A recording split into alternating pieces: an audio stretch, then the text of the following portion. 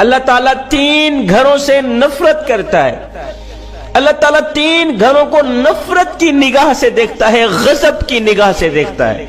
پوچھا گیا حضرت وہ 3 منحوس گھر کون کون سے ہیں جن کو اللہ تعالیٰ نفرت کی نگاہ سے دیکھتا ہے، جن سے اللہ تعالیٰ نفرت کرتا ہے؟